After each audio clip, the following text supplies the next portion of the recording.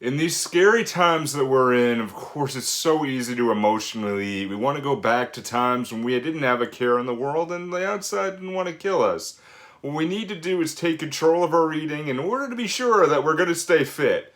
My name's Nick Tabor, I'm a personal trainer, and I talk about this stuff on this channel because I've lived through it, and man, ooh, I've lived through this one here. Oh man, before I started recording this, I had a great conversation with a friend of mine who really needed some help, Cindy, and we're talking about emotional eating. Now, it's something that you've probably seen as somebody who's an emotional eater, like, cartoons or that 90s show, Married with Children, or the big women eating, like, I'm so sad, That's not what we mean. Like, food is very emotional. With everything we do, like we pick the foods and we have certain tastes because because it draws back to where we were as a kid and how things were happening. And of course, back in the time we didn't have any cares in the world. Like, we're dealing with some scary times right now, folks. Like, we are dealing with a lot of problems that are just like, can take down the best of us at this given moment.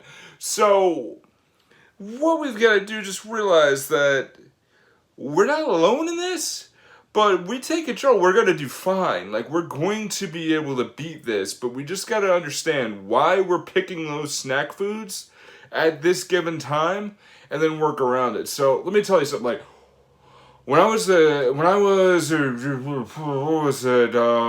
20s, 20, 21, 22, somewhere around that range, I had an addiction to cheeseburgers. Like, I would get my paycheck from work and I would probably eat a cheeseburger from Wendy's, local fast food joint, and I would eat it like maybe 3 or 4 times a week, upwards to a point where it was almost twice a day. So it was almost like a dozen times a week or so. And it got to a point where they knew who I was as soon as I got to the order box at the drive-thru. And like, yeah, Nick, you're good. Come on, go ahead in. You're good to go. And I still remember two junior bacon cheeseburgers. Two junior bacon cheeseburgers with just mustard on there, double the bacon. Or then it got to a point where it was 5 cheeseburgers at one time. So when I was younger, my grandfather was a Navy cook, and he would cook the burgers and cook stuff on the grill, and it was summertime. It was a whole load of fun.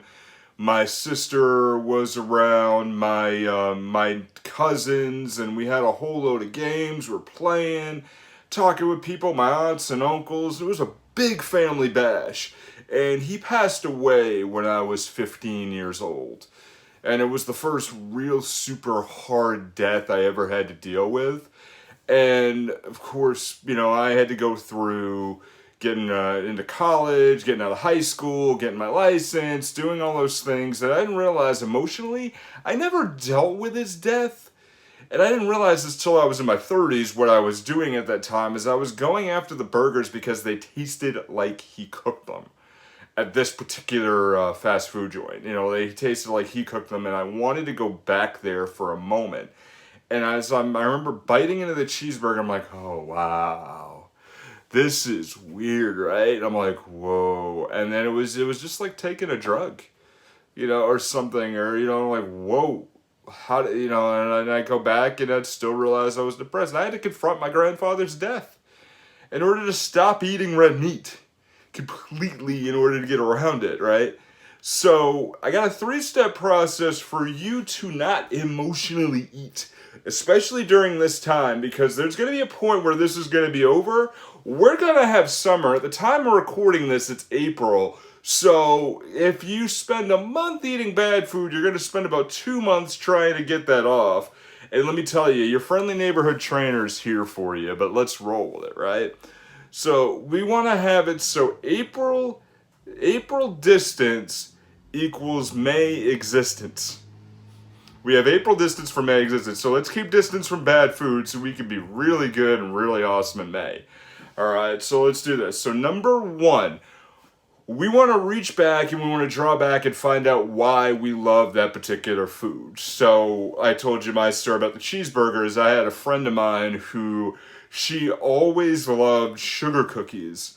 And she immigrated here, and when it was a very traditional family, I believe she grew up in Poland, and she would get sugar cookies at the end of the night if she was good after dinner. But they were always around, but she couldn't touch them, and it's like, okay, her parents would say, okay, here, you have the sugar cookie. So then she realized what was going on. It's like, oh my gosh, like she still wanted to be that happy little girl, and she's in her 60s now, and she's like, oh man, that hit. Like there's a knot in your head that's to an anchor, and it's an anchor to your past that's hanging out there. And we have a bunch of them. We have a whole bunch of them like sticking out there. And what we've got to do is we got to realize which ones are good, which ones are bad. Now, it doesn't mean you have to snip that away, because sometimes you're going to need those. But if you're going to them, like, okay, you're in a panic mode right now. Chances are there's someone who might have been furloughed or lost their job, who is on the unemployment line for the first time in their life, myself, who is trying everything to be better.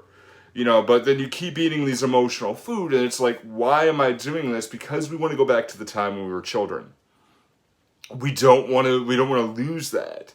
So what do we do now? So let's swing the pendulum. Step 2. What we've got to do is we got to find the food that loves you. And we've been through different topics on this.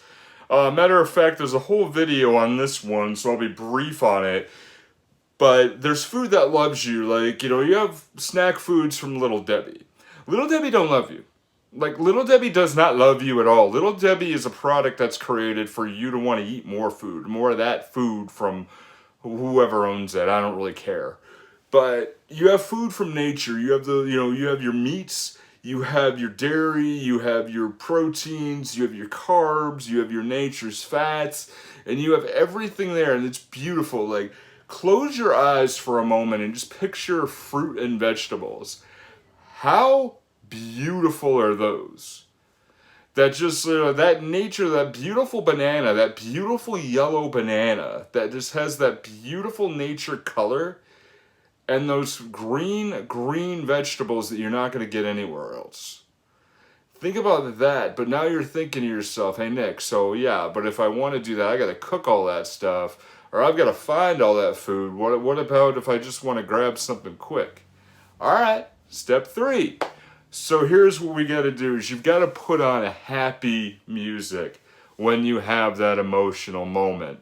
So that food that you have that's bad for you, the cookies, the sugar cookies, the cheeseburgers like myself, or whatever else you may have, that hits that pleasure center of the brain. I don't really know where it is, but just follow it. That hits that pleasure center of your brain. So it hits you there, and it hits that same center that's food, sex, everything else. That's just like, okay, good.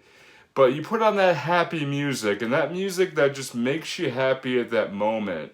Like my favorite singer, Robin Adele Anderson. My favorite band is Postmodern Jukebox.